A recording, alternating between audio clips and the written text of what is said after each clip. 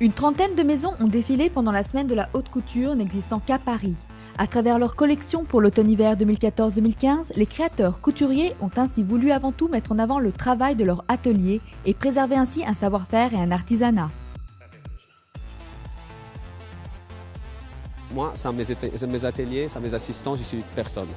Donc, je peux avoir toutes les fantaisies du monde, mais bon, on ne peut pas les réaliser. Sans les petites mains, sans les brodeuses, sans tout.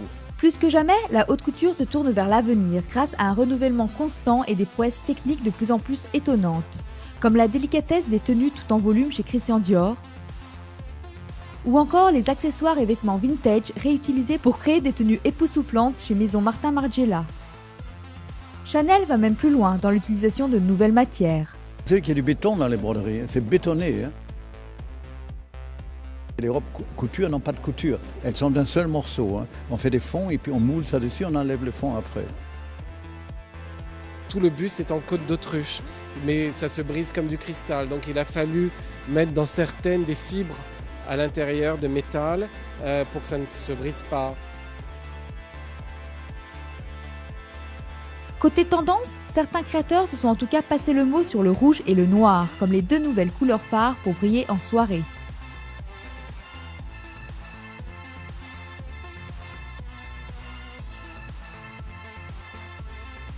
C'est des vampires très couture.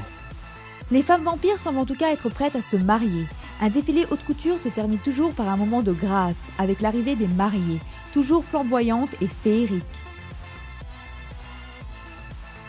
Avec beaucoup de petits perles et des diamants, la voile était encore comme un rêve.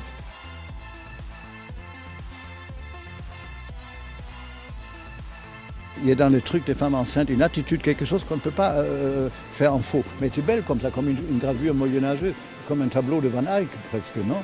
Moi j'adorais ça, hein, avec une traîne très courte de Louis XIV en même temps, hein, et les tout en néoprane. Hein.